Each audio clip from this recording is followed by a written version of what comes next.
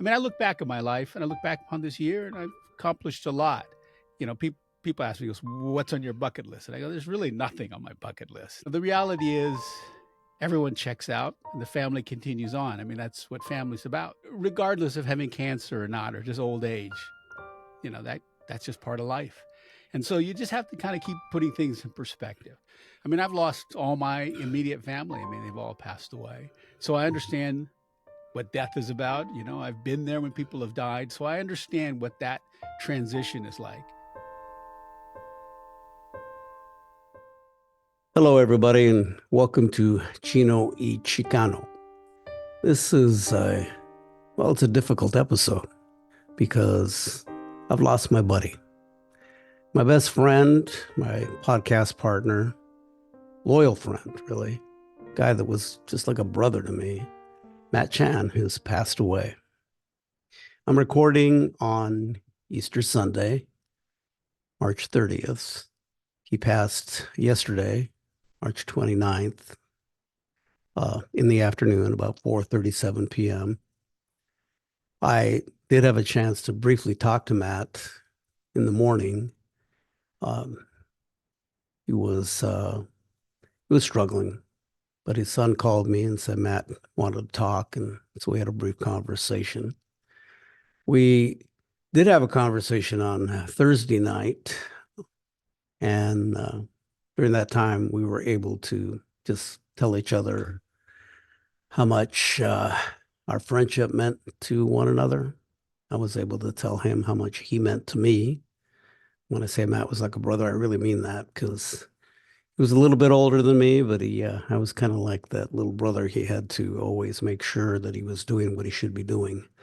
Um, and Matt, being Matt, in his way, he just kind of did it because that's what, and his advice was always good. So I was always appreciative of that. He helped me so much.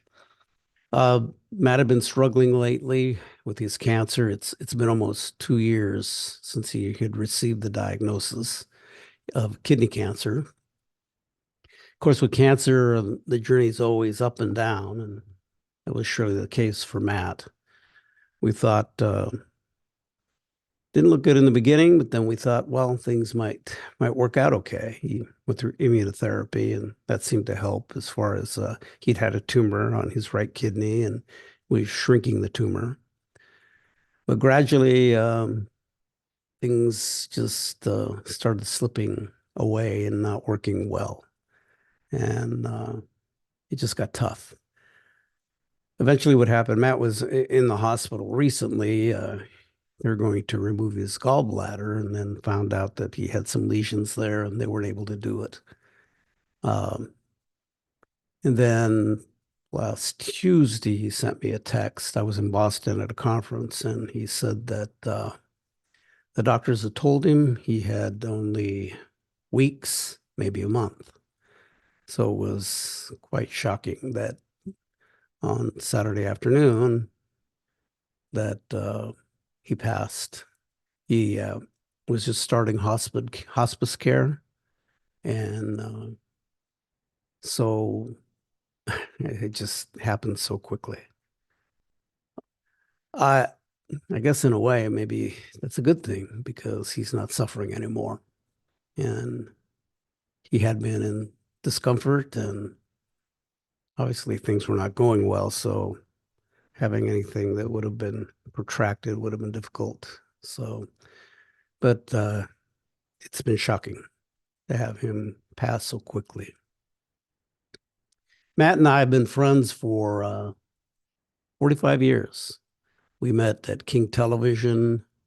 Uh, I was a producer. He had come in to be a producer for public affairs, and he made his mark. He was only there a year, but Matt was so talented. He was also brash, bold.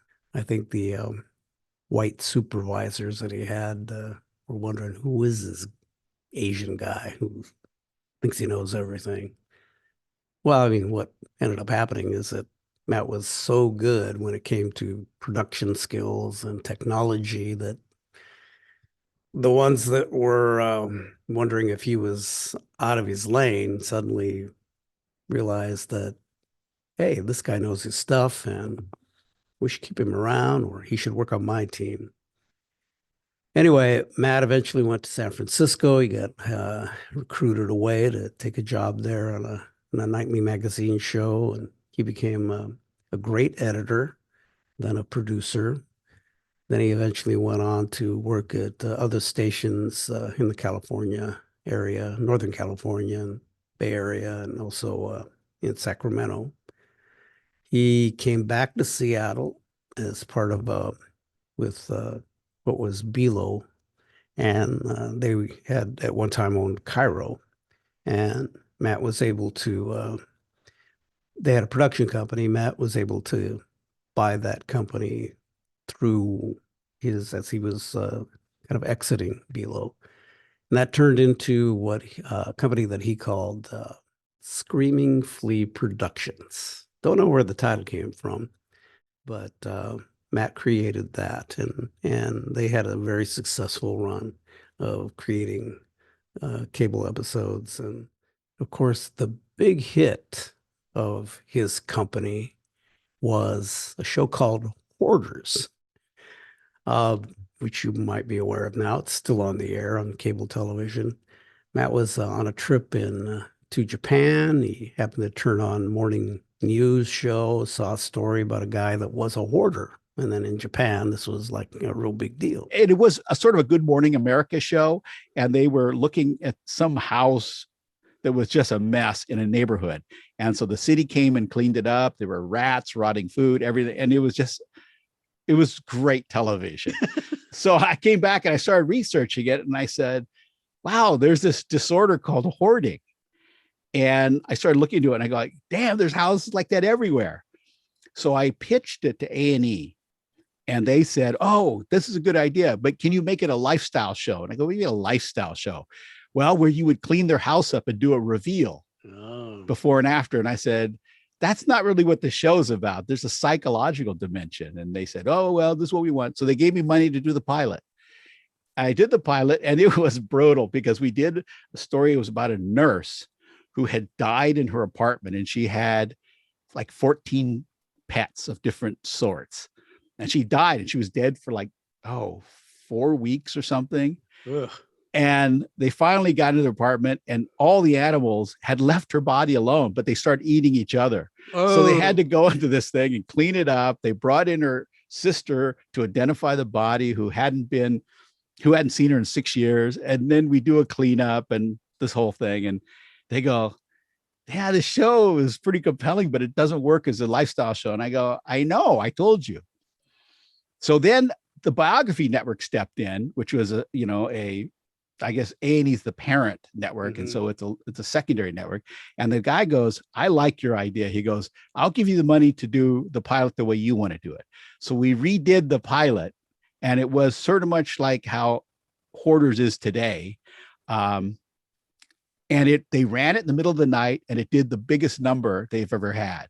Then they didn't believe it. So they ran it again without promotion. It popped another number. And then A&E goes, we want the show. So I said, the contract says it's double the price if you take it. And they go, I know. And so it went on the air, and within 3 weeks, we were on Oprah because it trended so heavily and became a deal. And now the term hoarders is like a term people use. Oh, he's a hoarder. Right. So it's in the dictionary.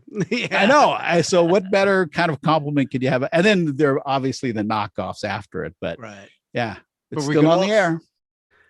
Matt retired at the age of 60. And at that time, I think he really wanted to dedicate his time to his family and his grandkids. And he still kind of kept his hand in the business. We remained friends, even though Matt had, moved to California. I think in many ways our friendship just got stronger because he stayed in touch. And we were there for each other for big events like weddings, and he came to mine, I went to his. We stayed in touch through the years. We just became even stronger friends when he would come back to town. It was great when he came back to Seattle because we were able to spend time together more. And then, of course, in our later years, we even got closer. I actually got him on the board at KCTS, public television station where I worked at. And I think he really enjoyed doing that, probably frustrated at times because Matt was somebody that wanted things done much more quickly. And public television kind of moves at a snail's pace. Anyway, so Matt, one of the things that he started doing is he's got very involved in the Chinatown International District community. Uh, and he really got involved in efforts to teach young people about how to create television and storytelling and production. He taught at the University of Washington. And then he got really involved in issues in the Chinatown international community. And I think the one that really stood out is that you may recall about, I don't know, a year or so ago, maybe a little bit longer, that the King County tried to expand the homeless shelter near the International District, the CID, and Matt was part of the group that fought it. Because the story was not about us versus the unhoused. My God, who doesn't have empathy for the unhoused? Right. And the shelter that we were pushing against was a good shelter. The real question was how underrepresented communities just don't have a voice. I mean, this past election tells you that. I mean, there's not enough votes in the Chinatown International District to make a difference. That's why it continues to be a problematic spot, which a lot of people refer to as a shithole, you know. And because they don't have a voice, things happen to them. I mean, one of the things that I look back on, and I started thinking about the recent history of the neighborhood. And, one of the most monumental things that happened was putting in the navigation center, which created the situation at 12th and Jackson. And when you think about that, you think about what Little Saigon was, and it was vibrant. Right. I mean, they had shops there, people would dine there, and it slowly went away. And the thing was, it's because it was slow that people didn't recognize what was happening.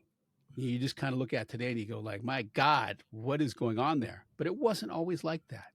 So you see that in the long term of history, sort of recent history, that when decisions are made that directly impact a community and the community has no voice, the long-term effects are devastating. And so I think every community needs to be heard. I mean, that's, so it's not about the unhoused. It's really about being heard, because there is no reason on earth that the Chinatown International District needs to hold the largest number of shelters in the city. There's no reason for that. Right. Other than, we like to centralize services. But at what cost?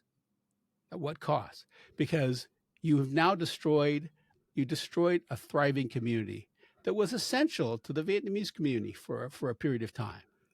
Right. Now, that community's moved on, but that doesn't mean that area is less important. Matt took that issue, along with others. His wife Guy got involved. They got the community to react. They got the seniors to come out and to march and protest, go to the city council. But he helped create the strategy for all of that. And the interesting thing is that he really used his storytelling skills and how they would approach fighting back, and it worked. And so Matt became a bit of a force in the CID.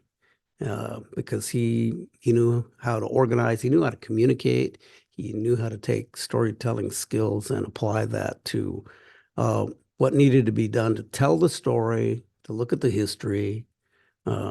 We used the podcast, Chino, Chicano, to talk about it as well. Real success story there. Seattle Magazine honored him as one of the people of influence, which I know meant a lot to him. I mean, it's one of those things that just came out of the blue. But when you look at kind of the stuff that I've done, that's, it was a good recognition, because I do stuff under the radar. I don't really, me, I just do what I do because it interests me. And when something interests me and I try to learn it, it does take my mind off what's happening to me.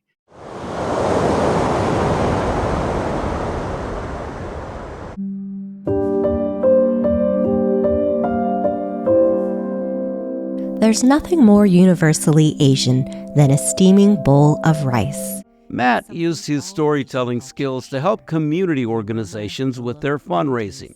He also produced videos for candidates of color, such as State Senator Joe Wynn, Key County Council member Gurmai Zahalai, Seattle City Council member Tanya Wu, as well as Port of Seattle Commissioners Sam Cho, Toshiko Hasagawa, and Hamdi Mohammed. Matt and I started doing this podcast, and we did a test run in December 2020, then started on it full time in 2021. And we used to do these Zoom calls with a couple of other buddies, Eugene Tagawa and James Burns.